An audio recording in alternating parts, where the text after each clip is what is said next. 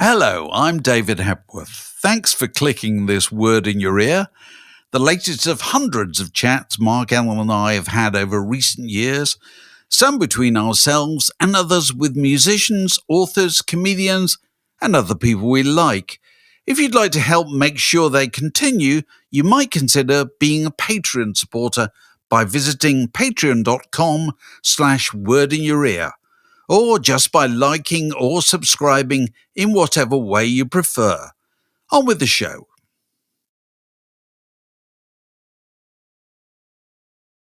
Well, welcome to another Word in Your Ear. Now, who wouldn't want to write the Christine McVie story? One of only two British girl rock stars in the 60s who then went on to join the greatest pop soap opera of all time. And Lesley-Ann Jones has volunteered to do this and has produced a terrific memoir called Songbird, which is out in November.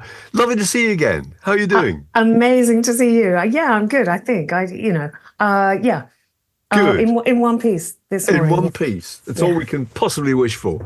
So I don't think she ever wrote a memoir. And did she ever consider it? Yeah, she did. We talked about it. The two great ones that got away for me were her and Linda McCartney. I'm sure I told you the story about Linda McCartney. We talked about it. Cynthia Lennon introduced us. We talked about doing her memoir. I came up with a title that she absolutely loved. And then she kind of lost her bottle. And I think Paul McCartney maybe had something to do with that. There was only one star in the family at that stage. But yes, I met Christine in LA when I was based there for a British newspaper. We met at a New Year's Eve party. And you know what it was like in LA in the 80s? English people gravitated towards each other. It was a very small community. There was even a cricket team, which the English guys got to play for. I didn't get to play for it because I was a girl. But nowadays, I probably would have forced my way in. But that's so English. Isn't it? And we cucumber sandwiches, Earl Grey tea. And we take England with us, or we did in those days, everywhere we went. And so we met, and she invited me up to the house. And the thing we had in common was Dennis Wilson of the Beach Boys, the drummer, because I'd met him when Roger Scott at Capital Radio had gone out to interview him. And he'd taken me because I was working as his assistant at the time. And so I'd had this peculiar dinner encounter with Dennis and Christine. And they were engaged to be married, I think, around that time. She'd finished the relationship, hadn't she? Yeah, because he was a shagger and he was a waster and he was spending all her money and doing all her drugs, and there was just no hope. You know, she very reluctantly gave that relationship up. But it was the hallmark of her adult life, really. It was failure and loss in love. And I suppose we had that in common as well to some extent. But yeah, so I knew her in LA, and we did talk about writing her memoir, but she changed her mind. And then right at the end of her life, which we didn't know at the time was the end of her life, she began to muse about it in interviews again. So I think she really was thinking in her late 70s that she wanted to commit her story to paper, but she ran out of time. Well, can I ask you about a few of the early things, which are things I just didn't know about her childhood? It's really interesting. Her father, I think, was a concert violinist, but her mother, she longed, I think in your words, or in her words actually, for an ordinary mother. So just tell us again what her mother did and why she was in some respects so keen to leave home, I think. Christine's mum, Beatrice, was a psychic, a medium, a faith healer. And Christine absolutely believed in her abilities. She had a wart under her nose at one point, and her mother worked her magic and the wart disappeared overnight. And there was even a claim that she had cured a sister of leukemia. But people used to come to the house and she would heal them. She also did the kind of crankier stuff, like taking people on ghost walks around Smethwick, where they lived, particularly Smethwick Baths, which had allegedly a lot of ghosts in because of having been used as an air raid shelter during the war, that kind of thing.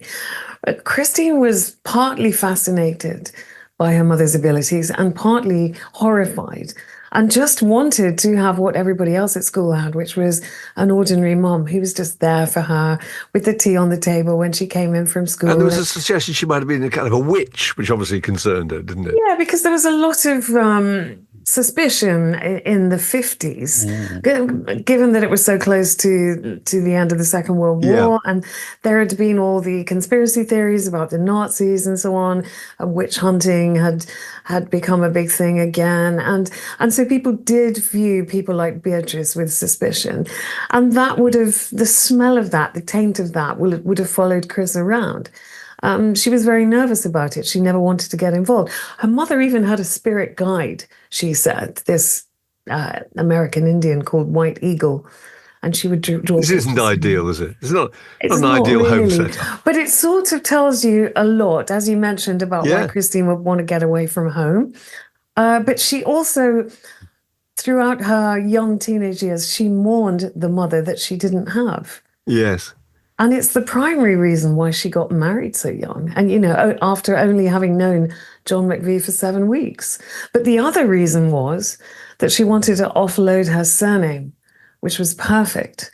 And so she was tormented at school about this name. So one of the main reasons for getting married is to change her name. Change her name. She was quite candid about that later on. But her name was Christine Anne Perfect, or Anne Christine Perfect to begin with. Yeah. But Christine Anne Perfect at school translated into pristine and perfect.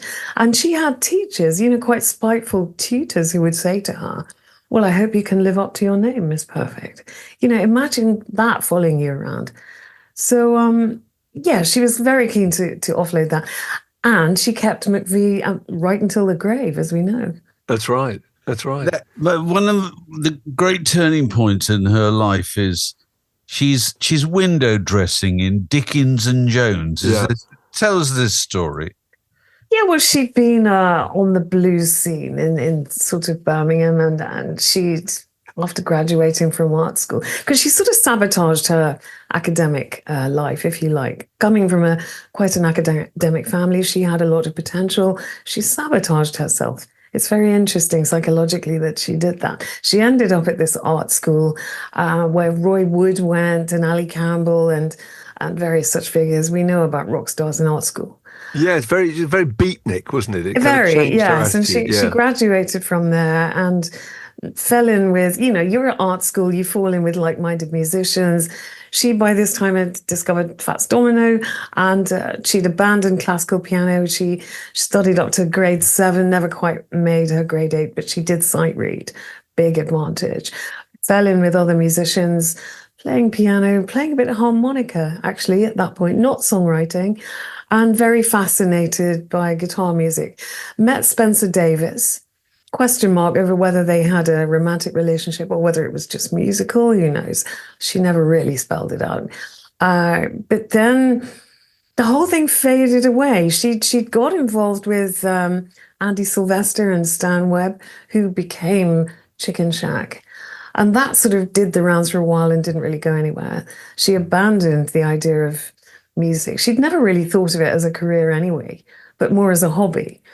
And she came to London. She'd had a famous visit to London, which Mark and I have both written about.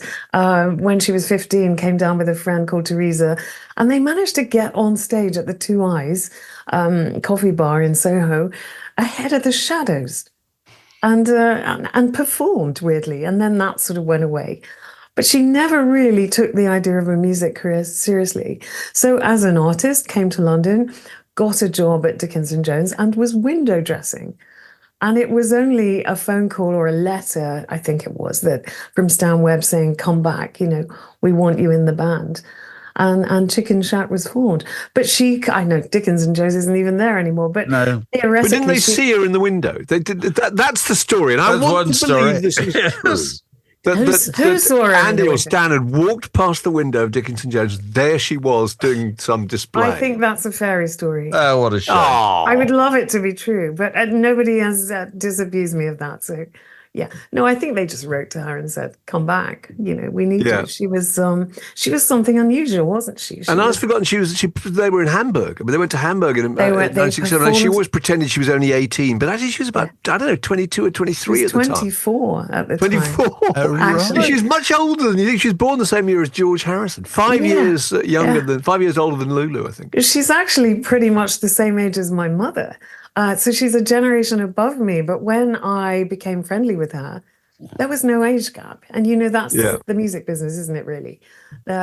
Age gaps are blurred. There wasn't such a thing. But she had the values and the expectations of my mother's generation, which were to meet a decent man, settle down, get married, have some kids, look after him, do the washing up and the ironing, and clean up after him. And that was the extent of Christine's aspirations. That's what she wanted in life. And then she had a time with Chicken Shack. Yeah. And then I'd Rather Go Blind, which strangely enough turns out to be a minor hit. And then next thing you know, she's Melody Maker's female vocalist of the year, whatever year we're talking about. I don't know. 71, 72, something like that. No, it's a bit earlier than that. Would have been 69, I think. Oh, right. 68, 69, yeah. But yes, Etta James made a massive hit of that song, didn't she? She did a cover of the song. You do a cover of the song, you sort of hide behind it. Doing covers was Christine's safety level, I think. And nobody expected that to go anywhere. But it was really the extent of Chicken Shack's success. And Stan Webb would say in years to come that she betrayed them, she abandoned them. She said she was leaving Chicken Shack to go off and be a housewife and a mother. But then she made a solo album and then she went on tour. So they felt... Well, you described that moment in the book, and it seemed to be a really pivotal moment because she's left and she's doing the solo tour and she played a solo gig in, I think, the Locarno in Sunderland. Oh, the Fillmore North. It's really moving because she goes out there. She's told just before she goes on stage that the place is pretty much empty. There's about 12 people there and it's whatever it was, I don't know, 1,000-seater or something. And this obviously had a very profound effect on her idea of her ambition. Would that be right? Absolutely right. Yes, it was a huge venue, the Fillmore North. And they booked her because she'd had this hit, but she had one hit. And she was otherwise pretty much an unknown artist. So she'd been oversold, really. And the tickets hadn't been picked up. A few people drifted in. She got wind of the fact the place was empty just before she was due to go out, ran back to the dressing room, had a good sob, and then pulled herself together in that sort of wartime mentality way and went out and performed and was great. And people drifted towards the front of the stage and she overcame. So it was a sort of tragedy followed by triumph, if you like. She learned a lot about herself doing that.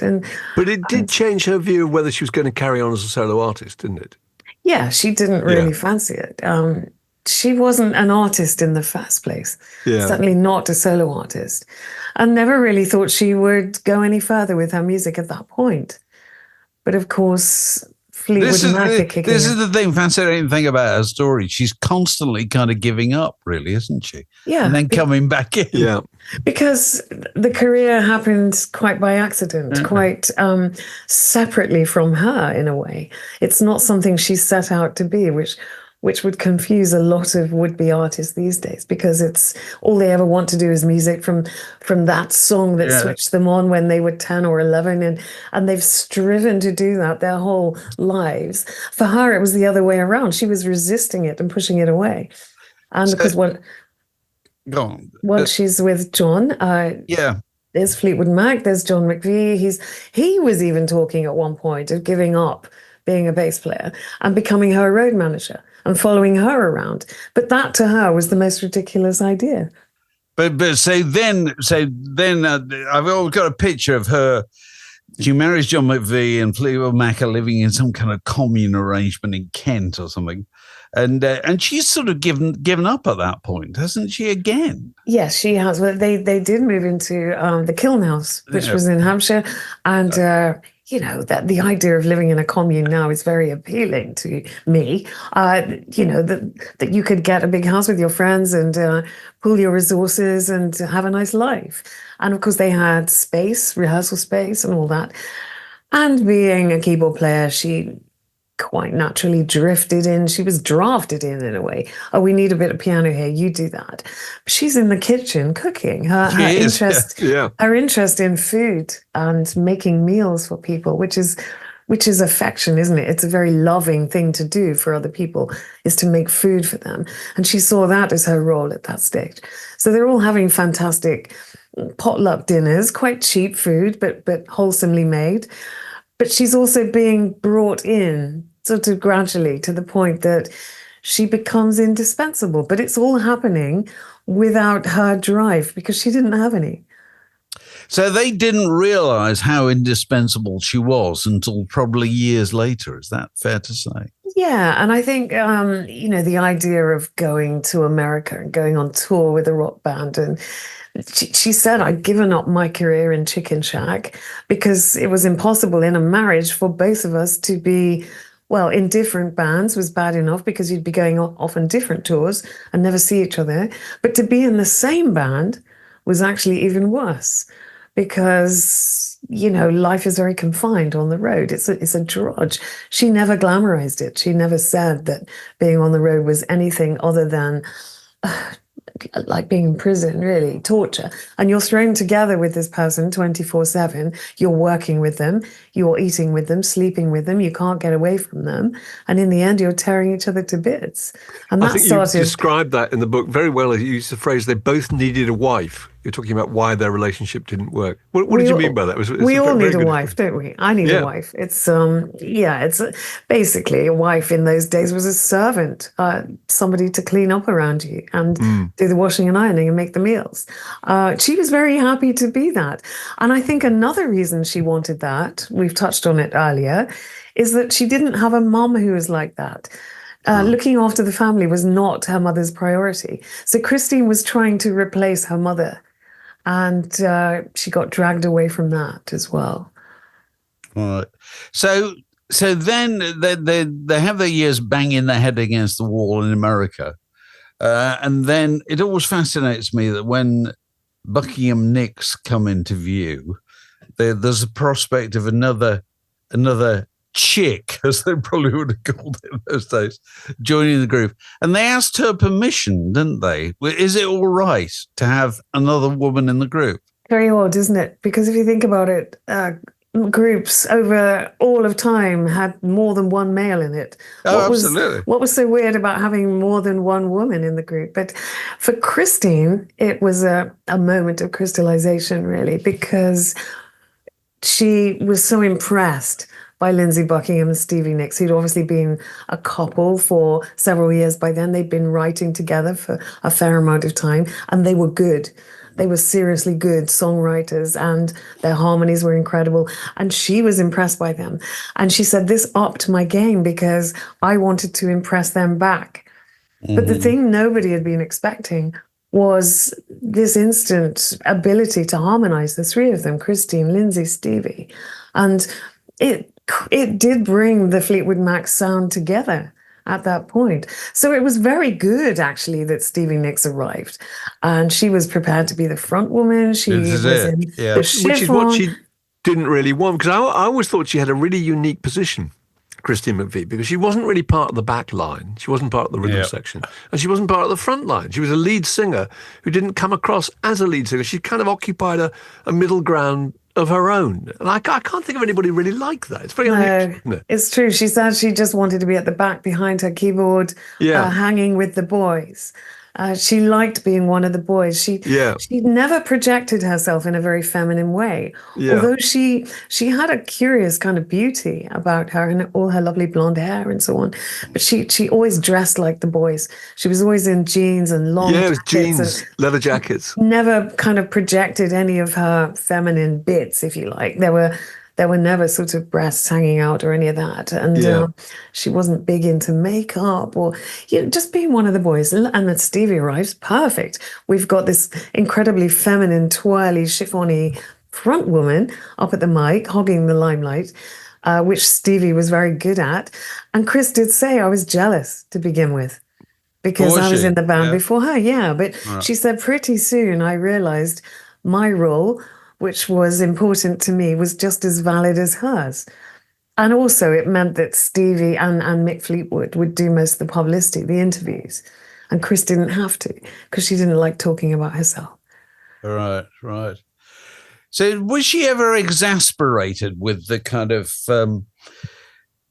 of bizarre Fleetwood Mac soap opera, the kind of Stevie and Lindsay's affair, and then sort of Mick Fleetwood's excesses, and then John McVie going off in his yacht and so forth?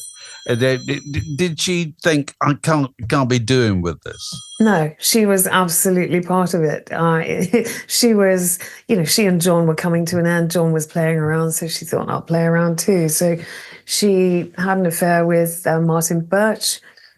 She had another affair with Curry Grant a bit later on, their lighting guy. She was putting it around. She was doing more coke than anybody. That was her drug of choice. She was sucked into the lifestyle. They were all as bad as each other. Mick Fleetwood had married Jenny Boyd, his sister of Patty Boyd, but he was cheating on her. They got married again a bit further down the line, but by then he was having an affair with Stevie Nicks, who was also having an affair with Don Henley in the Eagles. And when it got to the point of rumours in 1977, people thought, well, this was a concept album to chart the breakdown of the three main relationships, which were Mick and Jenny, John and Christine, and Lindsay and Stevie. But it wasn't that. It was they were making an album and the relationships began to disintegrate around their ears. So the album that they were making was going on during the time when they were falling apart. So everybody misunderstood it, I think. I always thought that those relationships, Dave and I've had this conversation about ABBA, actually quite similar, that the internal relationships of the group gave their music a certain resonance and a certain depth and something that everyone could sort of connect with. Do you think that's true? Yeah, I do. I think it's slightly different with ABBA because I think Benny and Bjorn were forcing Agneta and Annie Fried to continue. Didn't really give them a choice. Whereas I think in Fleetwood Mac, the women did have a choice. Imagine being so off your head when you get to the office every day that you barely know which way is up, which is what they were like. And then they'd start off fairly amicable. So Christine and John were not together by this time. And they'd be pretty professional when they first arrived in the studio. John would start hitting the bottle because that was what he was doing at that time. And he would get more and more abusive as the day went on. And Christine would try and hold back, but she's on the coke. So she would say, John, you're being unreasonable, but then she would start being unreasonable as well. And the whole thing was becoming explosive. Imagine how difficult it was for the producers at the time to be working with these guys. And apparently Christine was very prissy about her piano, which had to be tuned every day and so on. And she really gave them a hard time about that. I think they were all extremely difficult to work with. Funny, because as an outsider, I always thought, having followed her since Chicken Shack, I always thought she was quite sedate. So when I discovered she was going out with Dennis Wilson, you were talking about that earlier, I was kind of amazed at what could the attraction be. This was a guy that everybody knew had been friends with Charles Manson around the time of the terrible Sharon Tate incident. I mean, what was the attraction with Dennis Wilson, who was just, and the idea of wanting to marry him too? I think looks might have had something to do with it. Quite a lot to do with it. He was very cute, although he was a mess. But I think even though she presented a very dignified front, Christine was quite wild herself as well. And I think her wildness arose from her shyness.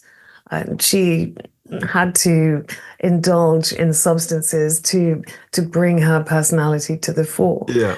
But the end result was that she and Dennis were peas in a pod, really.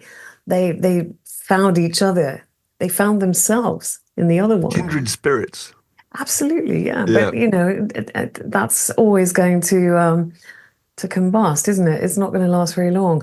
But see, she could contain it. She was very much a one-man woman. And she was in love with him. She fell for him. He was cute. He was dangerous. He was all over the place. There is a suggestion that because he was on his uppers, he squandered a lot of money, things were not going well with the Beach Boys, that he sought her out, because Fleetwood Mac were incredibly successful at this time. And he had a habit of presenting himself, being in the right place at the right time, and wooed her because, guess what? She was loaded. She was rich. She had all the advantages. He was losing his. He'd been famous since he was a teenager, but he'd gone off the rails as a result. He wasn't even drumming with the Beach Boys most of the time. Other people were standing in.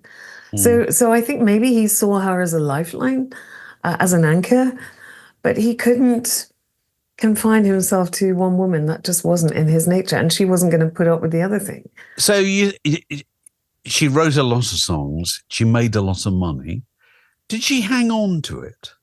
Yeah, she did, because she had her head on her shoulders. She was wise. She invested in property. She had a huge place in LA, which when she decided to leave the band, and the main reason she decided to quit and go home was that she found out that Dennis was having a fling with Stevie Nicks.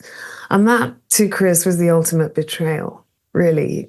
This woman who's purporting to be your best friend, your bandmate, is screwing your fiancé behind your back. I think any of us would have walked out on that. So she sold her house. She sold everything, sold her Rolls Royce, the lot, got rid of everything. And she bought a big medieval pile in Wickham, a village in Kent, and then spent the next 8 years doing it up. So she did invest her money in property. And so how did that work? How did that work out, coming back from California to have a kind of idealized life in the British countryside? How did that work out? Well, it only looks idealized on the pages of House and Garden, doesn't it, really? It's with Hunter Welly's barber jacket, isn't it? Big paddocks. Yeah. But you're the only rock star in the village, and yes. How are you going to make friends? You know, she was going. You made a really brilliant point, or you interviewed somebody, I think, who talked about how difficult it is for rock stars to integrate with any community, because you're saying that if you're a rock star living in a village, there's always people going to say, oh, my son plays the guitar, or I play the guitar, or would you want to form a band? And you hate letting people down, you hate disappointing people. And so it pointed out that it's really hard for rock stars to actually get involved in any kind of community, and they finish up being quite isolated. But she was very isolated. She was going to that lovely little pub in Wickham, which I know very well because I used to go to Wickham with my grandmother when I was a child for Sunday lunch. And she was going to this lovely little quanky old pub and having lunch or dinner by herself with a couple of dogs sitting beside her. And so you get people are either all over you and wanting to infiltrate your life and have them listen to your song that you just wrote, which is going to be crap, or they keep a distance from you. They avoid you at the bar in the Rose because they don't know what to expect. You might be aloof. You might be rude to them. You live such a rarefied life in the eyes of other people that you can't possibly be approachable. That we know this, don't we? People always think that rock stars are aliens, that they come from another planet, that they look how people used to be with Michael Jackson. You know, he wasn't human. But of course, you get too close and you find out that really they are more human than you and I. But she was lonely. Yeah, she was. But she was married again, wasn't she, at this point? Yeah, she did have a sort of rebound marriage to this keyboard player, Portuguese guy, Eddie Quintela, who was a fair bit younger than her. She wasn't in love with him, but she decided that this was the right thing to do. The only way she could move on was to get together with another guy. She hated being on her own. She loved being in love. She loved the romance and so on, but it wasn't a real relationship and it didn't last long. So how soon after leaving Fleetwood Mac, it was 17 years, I think she was out of the group. How soon was it into that period that she started to think, I'd like to go back, which she eventually did? Well, she stayed away 16 years, yeah. And then a long time. It really is a long time. It's a lifetime, isn't it? And then well, it's a band, isn't it? It is a band, or three bands these days. And she had a place. She bought a flat on the Thames. You went to see her there, Mark. I did. I interviewed her there. Yeah, Battersea. And she used to come up and down to London, and she loved shopping. She collected antiques, so she'd go up to town for the day to buy antique perfume bottles and things. She was a collector. She collected loads of stuff. She missed London and she missed her people. And there did come a point where she thought, I'm out on a limb. I miss musicians. She had a really good phrase that she used. She said, anyone who isn't a musician, who doesn't speak the language, think that we're all slightly bonkers. And we know we're not. And it is like a different race, isn't it? Musicians are different from other people. They do speak a shorthand that the vast majority don't understand. And she realized that she needed to be back among her people. The thing that was blighting her life at that moment, and the other reason why she decided not to be on the road anymore, not to tour with the band anymore, was because she developed a very pronounced fear of flying. She was aviophobic. Lots and lots of musicians are. So Bowie, for example, famously, Johnny Cash, I think, Aretha Franklin. The more you fly, the more your odds go up. You sit there thinking, this could be the time. She was terrified to fly. You can't be in a band and be terrified to fly. It makes life very difficult. I know David Bowie went all the way to Vladivostok on the train once. That's right. Yeah. And then took the ferry over to Japan. But it's not practical, is it really? So was she monitoring the progress of Fleetwood Mac closely? No, she separated herself. So she didn't follow what they were doing? Not really. Not any more than a member of the general public would be doing, because there were always Fleetwood Mac antics in the press, and especially the music press was still alive at that time. Sadly, no longer. But yes, it just got to a point where she missed it and decided to make her way back. And it was 2013, I think it was September 2013 at the O2 where I saw her back with the band. I just happened to get lucky. She came on stage 2 nights in a row with them. And it was the second night she came on, and I happened to be there, so saw that. And that was the turning point, wasn't it? And they suddenly then... So she had to approach Mick Fleetwood first of all, didn't she? As the way back in. She'd been in. Do we say in dialogue anymore? She'd been talking to Mick throughout. They'd always been friends, and I think he'd given up asking her, and so she was worried that if she made the approach, he might say no. But of course he didn't. They welcomed her back with open arms because the chemistry of that band depended on the Rumours 5. It was that lineup that was so special. So presumably they'd still been playing her songs even after she'd gone. Yeah. Right. But the harmonies aren't going to be the same, are they? Without the writer of the songs and the third one, if you like, the third voice. Right. She made an album with Lindsey Buckingham in 2017. So quite close to the end. And the harmonies on that are just Christine and Lindsey, but they've managed to augment the sound to make it sound as though Stevie is there as well. It's really very clever. There's a song, Game of Pretend, which is so utterly beautiful, and it does sound like the three of them singing together. Right. Did her relationship with Stevie ever repair itself, do you think? No, it didn't. And Christine was candid about that. She said, no, we're not in touch. We speak rarely. Whereas Stevie always projected the idea that they were best friends. They were still close. And even recently on stage in London, this summer, in fact, Stevie was lamenting the loss of her friend and saying, she was my best friend. She was the mother of the band. I miss her so much. They were not in touch, to the point that none of the rest of Fleetwood Mac actually knew that Christine was ill or that she was in hospital until after she died. Right. So that's how close they were. Yes. Oh, it's sad. It is sad, but there is this perception, isn't there, that all the members of a band are completely. Best mates. No, I was just wondering how she managed to rub along with Stevie when the band reformed and went back touring again. It must have been very hard. You wouldn't be that keen to go out for a sandwich, would you, with the person who'd done that? I think probably not, but I think Christine stuck to her time guns. can heal these. I don't know. Time can, but if your bandmate and your so-called best friend Shag's your fiancé. I'm not sure any of us would. Maybe men think differently about this. I know I wouldn't have gone back. Do you think differently about it? Oh, it was only a shag. It meant nothing. It was only one night. That's what guys say, isn't it? Girls don't think like that. I can't tell you how long it is since I've had a conversation of that nature with a man.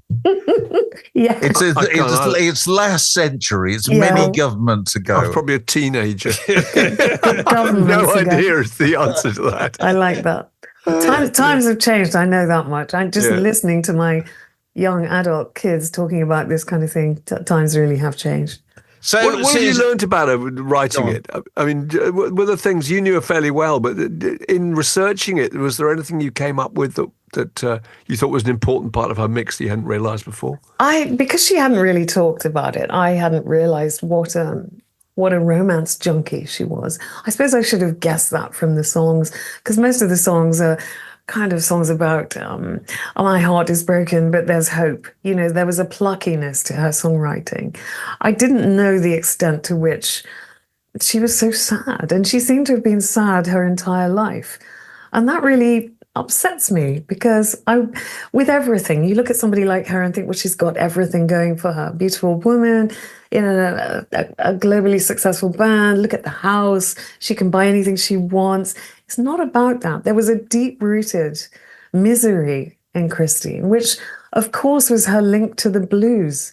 It's why blues music got under her skin so deeply, because it spoke to her. It spoke to her about a real sadness that you can't cure. And I felt her whole life was about that. She was reaching for the stars. She always thought the answer would be in the next relationship. And of course, she did meet the one, the love of her life, but he turned out not to be the one either. And I think she did come to the realization towards the end, and it's such a shame that it was the end, because I felt she had maybe another 10, 15 years in her. But the one was actually herself. And when she came to that realization, then there was a flicker of happiness there, but it just didn't last long enough. It makes me sad that she was never happy. Yeah. Oh, well. Yeah, it is.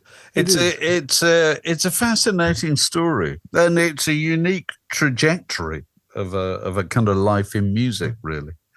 It is, because it's a male rock star story in a way, but lived by a woman. So that's what makes it unusual. It's the first time I've written a book about a woman, a female rock star. And it was different. The emotion was very much to the fore. I did cry a lot writing this book. It did affect me very deeply. Her sadness became my sadness, if that doesn't sound trite. But I listened to so much of her music and heard it in a different way. Well, I thoroughly enjoyed it. We both did. It was really, really good. And, Thank you. And it is, as we were saying earlier, it's unique, and it's just a story about somebody who's constantly attacking it and then giving up and then going back and giving up, and it's just you get some real insights into why she did all that, really. But there's a lovely moment, actually. I must just tell you this: that John McVie remarried. He took a second wife, Julianne, and they had a daughter. And there was no question in his mind that his former wife, Christine, should be godmother to the child. So in a way, he was gifting her the child they never had. Very good. It's a fantastic book, and it's out. It's called Songbird. And it's out, in November, I think, isn't it? The 14th of November. At the moment too. You'd say you're working on something, is it Freddie Mercury? Yes, it is. That comes out next June. It's quite a tale. It will change everything in terms of what we think we know about Freddie and Queen. Well, we'll look forward to that very much. Look forward to that one.